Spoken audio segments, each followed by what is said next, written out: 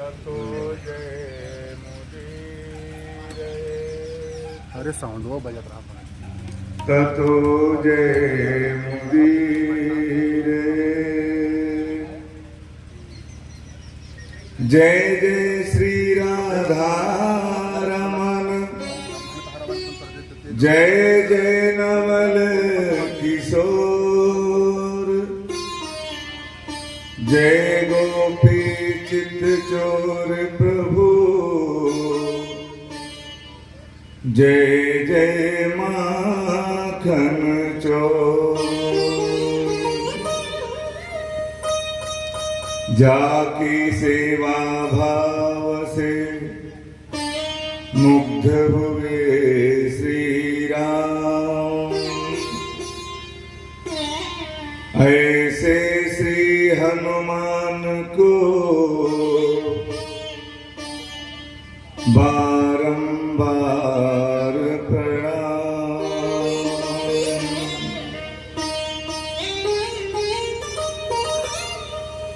परम मंगल में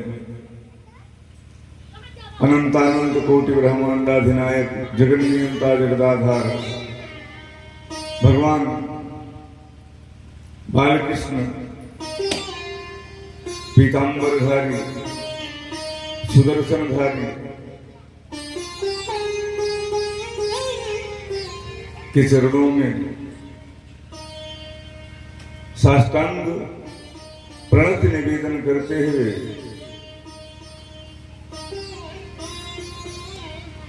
कथा के पंचम दिवस में हम सब लोग भगवान की बाल लीला का चित्रांकन जो कथा के माध्यम से वो श्रवण पान करें और कृपा के पात्र बने कि भगवान तो सहज में ही प्राप्त होता है। अभी कल भी कथा में बताया गया कि भगवान भक्ति से ही रिझ जाते हैं। उनकी कीर्ति का नाद जो करता है उसके आत्मा में भगवान सदा सदा के लिए विराजमान हो जाते हैं। तो आइए हम सब लोग भी अपने मन और वाणी को पवित्र करने के लिए भगवान का नाम अपने मुखारविंद से आनंदित होकर श्रवण पान भी करें और उसका जय घोष भी करें और उच्चारण भी करें, क्योंकि राम रामे तिगर जन्म, जब भगवान का नाम लिया जाए तो गदगद हृदय से लिया जाए, जिससे हमारा हृदय द्रवीभूत हो जाए। तो आइए हम सब लोग मिलकर के भगवान के मधुर नाम को जपते हैं। सब लोग साथ में जपेंगे। गोविंद मेरो है, गोपाल मेरो है, गोविंद मेरो है, गोपाल मेरो है, राधे गोविंद मेरो है, गोपाल मेरो है, गोविंद मेरो है, गोपाल मेरो है, गोविंद मेरो है, गोपाल मेरो है। श्री बाके बिहारी नंदलाल मेरो है, श्री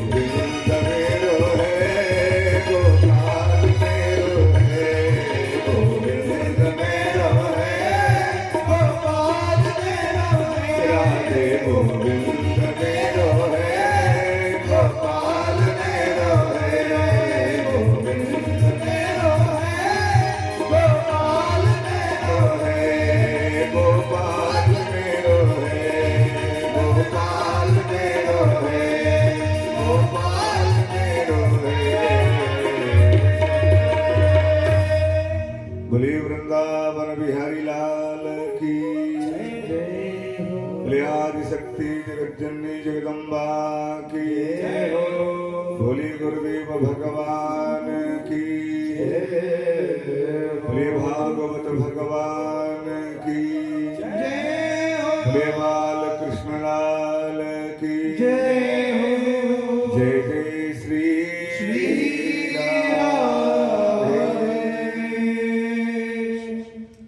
नंदस्त्वात्मजवुत्पन्ने जाता हलादो महामना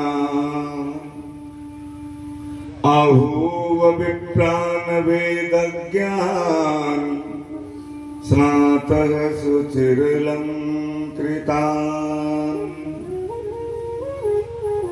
जैसे ही नंद बाबा को उनकी बहन सुनंदा से ये पता लगा कि लाला पैदा हो गया है, अब तो जाता हलादो महामना, अहलाद से भर गए। इतनी प्रसन्नता कि झूम करके इधर उधर अपने मन का मंथन करना आरंभ कर देते हैं। और कैसे ही उनको याद आता है कि भाई जब हमारे यहां कोई भी शुभ कार्य होता है, किसी नए आगंतुक का आगमन होता है, तो सबसे पहले हमें ब्राह्मणों को बुला करके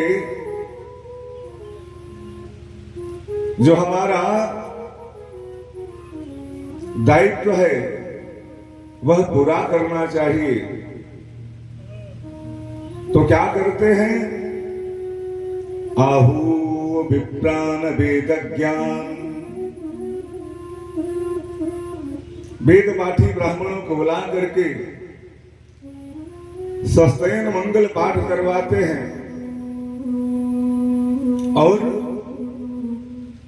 जात कर्मात्मजस्य वै, जात कर्म जिनके यहां क्षत्रियों के यहां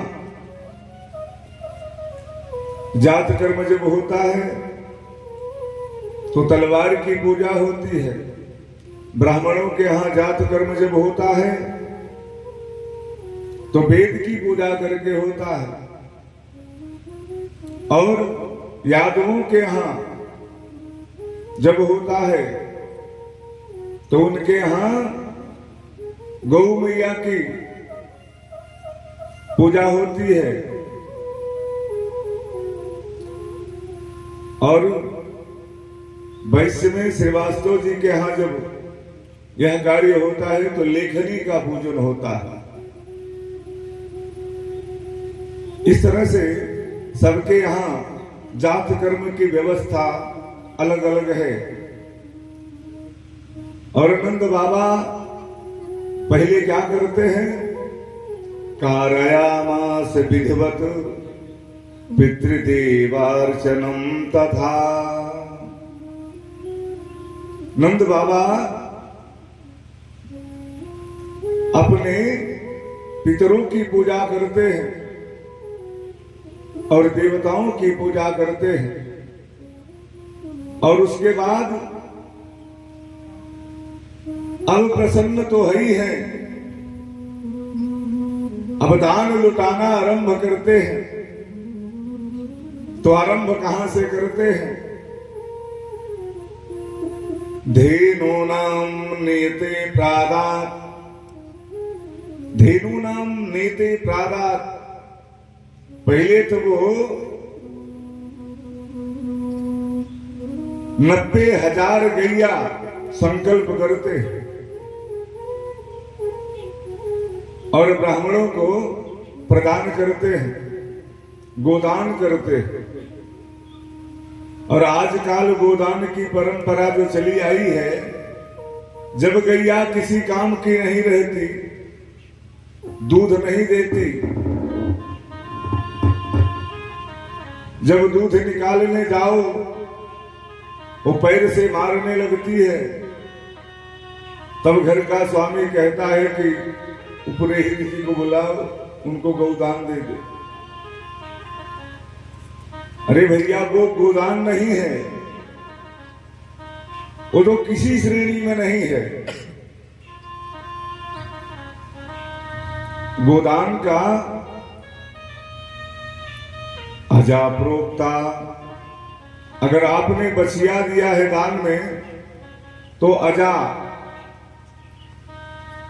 वो गोदान नहीं है। एक प्रसूति का जो पहली बार बच्चा प्रदान किया हो, गौ माता, वही गौ माता का गोदान करना चाहिए। बहु प्रजा महिषिष्य च, और जो कई बच्चों को पैदा कर चुकी हो उसे गाय नहीं कहते, उसको महिषी मानो भैंस का रूप दिया जाता है। गाय का दान महाराज नृग करते थे।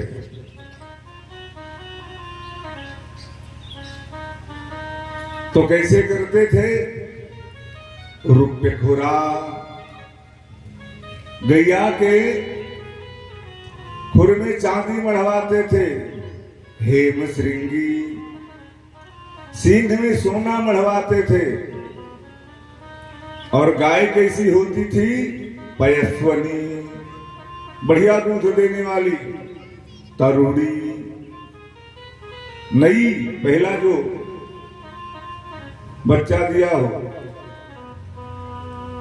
और सील रूपा, जो सीधी गाय हो। ऐसी गायों का दान किया जाता था। लेकिन आज तो परंपरा ही उलट गई है। आज तो जब गृह स्वामी को उसकी कोई जरूरत नहीं है, तब पुरोहित जी आएंगे तो कुछ पैसा कौड़ी लेकर के पूछ पकड़ लेंगे, महाराज हमको बैतरनी पार करना है तो ये गोदान ले जाओ। अगर पंडित जी ने कहा भैया ये गाय ले जाएंगे तो हमारे यहाँ जाड़े में कौन उठाएगा इसको, जो बैठ जाएगी तो उठ ही नहीं पाएगी, तो हम सेवा इसकी कैसे कर पाएंगे। ऐसा करो इसका हमको कुछ मूल्य दे दो। 10 रुपया निकाल के दे देंगे, बाबा हो जाएगा। और गाय को खेद देंगे, घर से गले से रस्सी निकाल करके छोड़ देंगे। तो ऐसी गैया जो आपके मतलब की नहीं है वो दूसरे को कैसे दे सकते हो। लेकिन नंद बाबा ने क्या किया? धेनु नाम नियते प्रादात, जिस प्रकार से गोदान करना चाहिए, मखमलीय वस्त्र उसके ऊपर डाल करके, सींगों में सोना, खुरों में चांदी मढ़वा करके, पयस्वरी दूध देने वाली, तरुणी नई गाय, सील रूपा जो सीधी हो, उसका दान करते हैं। नंद बाबा तो इतना प्रसन्न है, इतना आह्लादित हैं प्रसन्नता से कि उनके 4 द्वार हैं, चारों द्वार से दान बंटना आरंभ हो गया है। पहले द्वार पर तो उस समय जो राजकीय मुद्रा चलती थी वो भंडारण है, जितना चाहे उतना लेके जाओ। एक व्यक्ति पहले गेट से गट्ठर बांध के लेके जा रहा था। आगे मार्ग में उसे एक व्यक्ति मिला। उसने कहा भैया किसी गेट पर थे? तो कहा हम तो नंबर 2 गेट पर थे। कहा वहां क्या मिल रहा है? कहा भैया वहां तो चांदी के सिक्के, चांदी के बर्तन, चांदी के आभूषण मिल रहे हैं।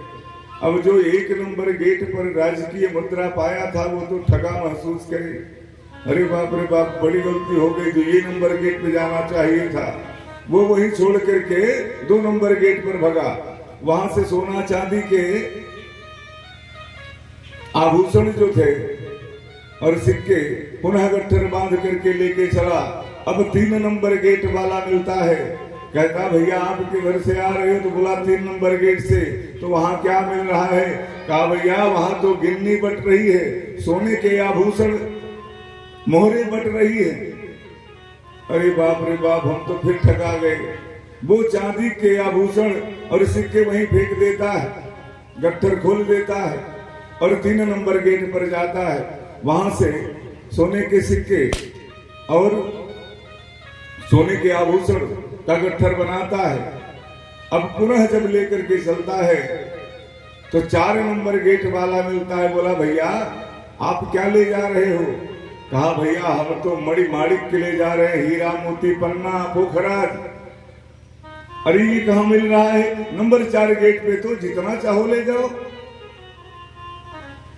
अब बेचारा अपने को ठगा महसूस कर रहा है और वो सोना जो भी था वो वही गट्ठर खाली करके छीट देता है और अब नंबर 4 गेट की तरफ बढ़ जाता है। तो सुखदेव जी कहते हैं परीक्षित, आज गोकुल इस तरह से लग रहा है जैसे रमा क्रीडन भूमि पर, जैसे आज साक्षात रमा महालक्ष्मी जी आज गोकुल में आकर के नृत्य कर रही है, लीला कर रही है। जहां ही देखो धन संपदा फैला हुआ है, पसरा हुआ है। और इस तरह से उत्सव मना हुआ है। अब नंद बाबा तो बड़े प्रसन्न हैं, लेकिन अभी लाला का मुंह नंद बाबा देख नहीं पाए हैं।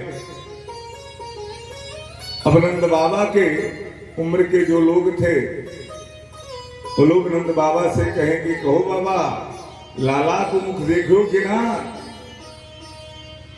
अरे ना भैया, अभी तो गोपियां ही देखवे और मुझको तो धक्का दियो, मैं बाहर गिरो।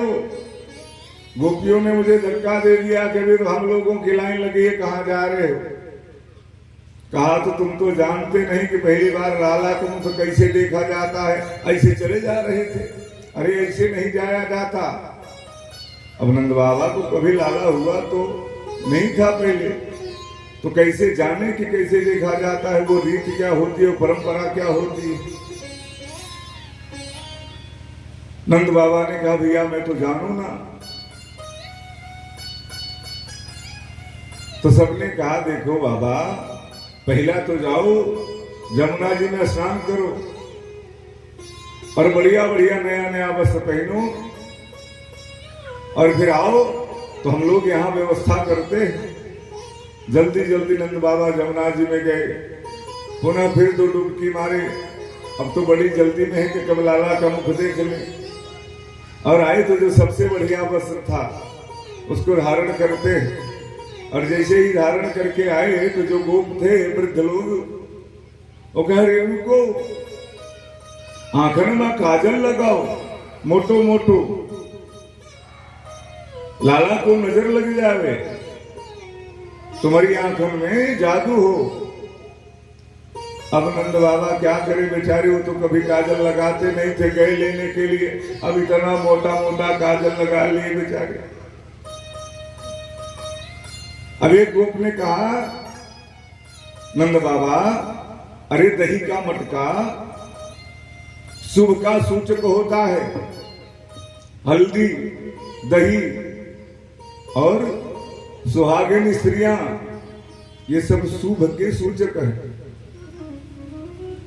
तब तक जो ग्वाल वाल पहले यहां थे वृद्ध लोग, वो एक मटके में नीचे गोबर घोल देते हैं गाढ़ा गाढ़ा और ऊपर से थोड़ा सा दही रख देते हैं और उसके ऊपर थोड़ा सा हल्दी लगा देते हैं, बढ़िया गजरा से सजा देते हैं और मटके को टीक टाक देते हैं इधर बढ़िया लगे और नंद बाबा के सर पे उठा देते हैं। नंद बाबा तो पगड़ी बढ़िया बांधते हैं, एक हाथ में छड़ी लिए 90 साल के नंद बाबा। और ग्वाल वालों ने कहा कि बाबा छड़ी को काम ना है, छड़ी रख दो। तो नंद बाबा ने कहा भैया कैसो चढ़ूंगो डेहरी पे, थोड़ा डेहरी ऊंची थी नंद बाबा की। अरे लाला को दर्शन करोगे तो परिश्रम तो करना पड़ो। जब लाला का दर्शन आपको करना है तो परिश्रम तो करना पड़ेगा। हाँ भाई ठीक है, कोई बात नहीं। तो जैसे चले तो कहा यूं नहीं, एक हाथ मटके पे रखो और एक हाथ अपनी कमर पा, और कुछ कमर को मटकाते हुए बल खाते हुए कुछ नाच करके चलना पड़ेगा। नंद जुबाल नया पकड़ी, कही लोगन नाचन को भी बसाए कि नाचो बाबा। मोद भरे कस फेरी चले, तब नंद बाबा सबके मन भाए। अब नंद बाबा चले जब, और नाचत देख के नंद बाबा सब लोगन नाचत उमंगन छाए। काहू ने लागधि नंद के ऊपर, डार दियो सब लोग हंसाए। कुछ लोग तो नंद बाबा के ऊपर दही फेंक देते हैं, और उसके बाद कुछ लोग हैं वो क्या करते हैं, एक बड़ा सा पत्थर लेते हैं और जो नंद बाबा के सर पे बड़ा सा मटका है उसी में ऐसे निशाना लगा के मारते हैं कि मटका पूरा फूट जाता है। अब नंद बाबा तो गोबर से एकदम सराबोर हो जाते हैं और सारे लोग ठट्ठा मार करके हंसने लगते हैं। अब नंद बाबा ने सोचा कि भाई ऐसा होता होगा। अब जैसी ही गोपियां नंद बाबा को देखती है तो गोपियां सारी खिल्ली मार के हंसने लगती हैं, वारे नंद बाबा आज तो बड़े प्यारे लगो तुम। इस तरह से वहां आनंद ही आनंद छाया है, और जहां से जो सुनता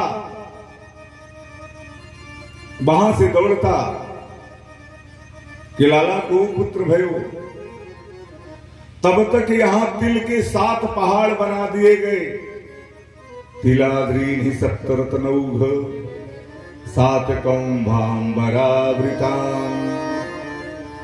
तिल माने अन्न के 7 पहाड़ बनाए गए।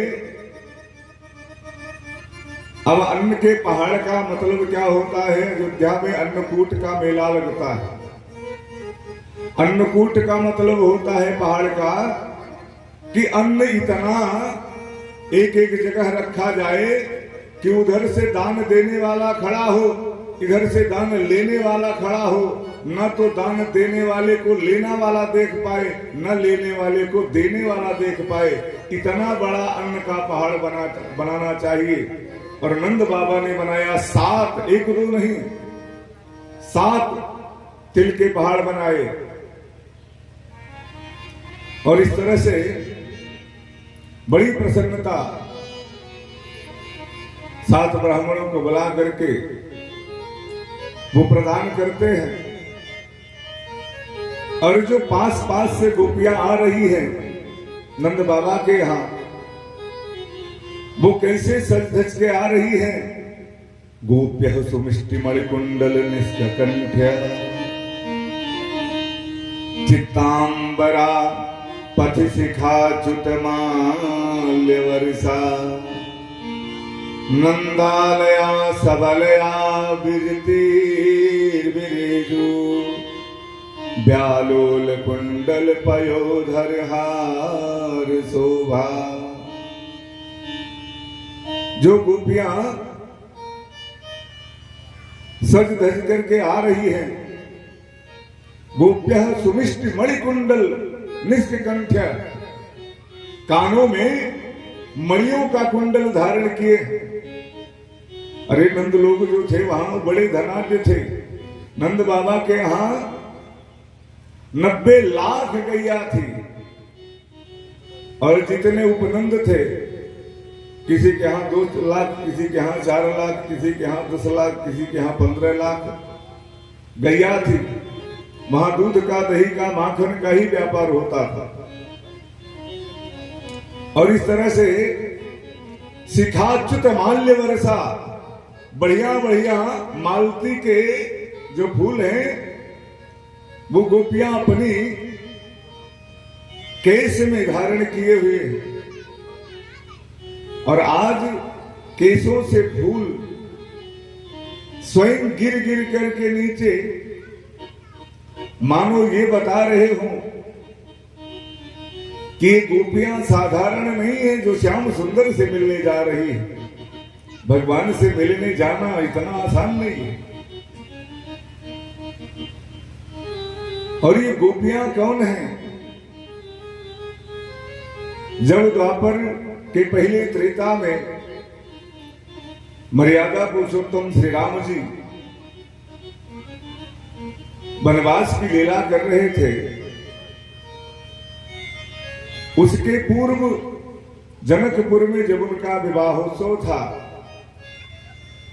जितनी नर नारी उनको देख रही थी, धाये धाम काम सब त्यागी, मनहु रंग के निधि लूटने लागी। और झरोखों से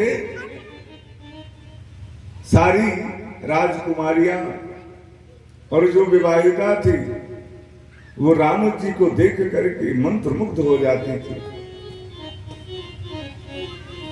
सारे लोगों ने मन में एक कल्पना किया कि काश मेरा विवाह राम जी से हो जाता। तो राम जी तो हृदय की बात को जानते हैं। राम जी ने कहा, भाई इसमें तो मैं मर्यादा की स्थापना कर रहा हूं, लेकिन अगली बार जब आऊंगा तो आप लोगों की इच्छा पूरी होगी। जितनी जनकपुर में गोपियां थी और जब जंगल जाने लगे तो जितने संत महात्मा थे वो भी भगवान से यही कहते हैं कि हे भगवान, आप तो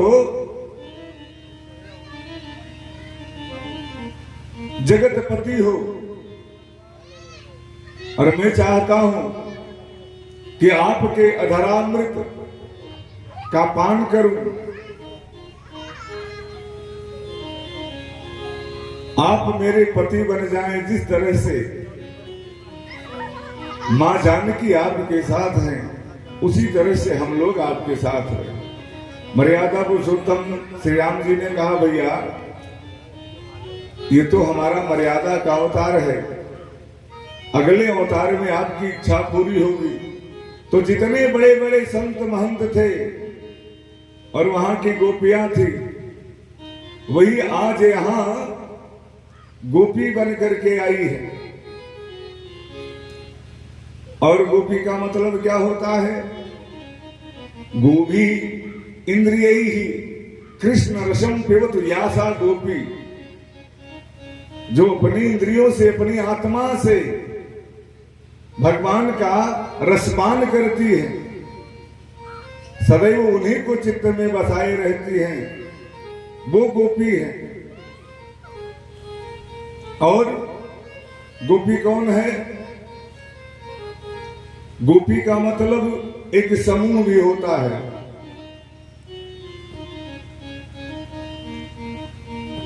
वृंदावन में तुलसी का उद्यान है, तो वृंदावन और गोपी में कितना सा अंतर है, जरा सा ध्यान देंगे।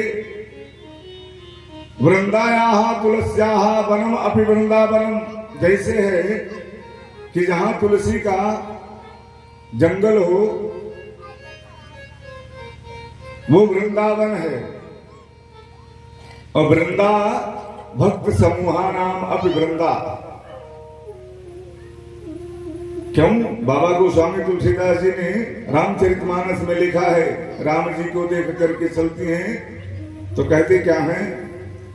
वृंद वृंद मिली चली लगाई वृंद वृंद चली लगाई सहज सिगार किए बूढ़ धाई सहज सिगार किए बूढ़ धाई वृंद वृंद मिल चली लगाई। एक तो समूह को भी वृंद कहा जाता है और एक भक्तों को भी वृंद कहा जाता है। जहां वृंद हो लोग हो भक्त समूहा नाम अपि वृंदावनम, जहां भक्तों का जमावड़ा हो तो ये भी तो वृंदावन है, यहां भी तो सारे भक्त जुटे हुए हैं। और भगवान की कथा भगवान ने स्वयं कहा है, वृंदावनम परित्यज्य पादमेकं न गच्छति। मैं कभी वृंदावन का त्याग करके नहीं जाता। तो मैंने बताया ना कि वृंदावन कहां कहां है। भक्त समूहा नाम अपि वृंदावनम। तो जहां तुलसी का उद्यान हो, एक ही तुलसी क्यों ना हो, हम सबको चाहिए ना ज्यादा तो एक ही तुलसी जी महारानी हो। प्रातः काल उनका दर्शन हो जाए तो महाराज आनंद का पूछना क्या, आनंद ही आनंद रहेगा। तुलसी जी जिसके घर के अंदर रहती है, अगर उनकी सुबह शाम श्रद्धा से पूजा होती है तो उस घर में कभी अकाल मृत्यु नहीं होगी। ये हमारा संकल्प नहीं, भागवत जी का संकल्प है। जहां तुलसी जी होंगी वहां किसी की अकाल मृत्यु नहीं होगी। इसलिए चाहिए कि एक तुलसी तो जरूर अपने घर में आप विराजमान करें और उनका प्रतिपल प्रतिदिन दर्शन करें। इस तरह से जितनी गोपियां आई हैं वो नंद बाबा के भाग्य की सराहना करती हैं और सारे लोग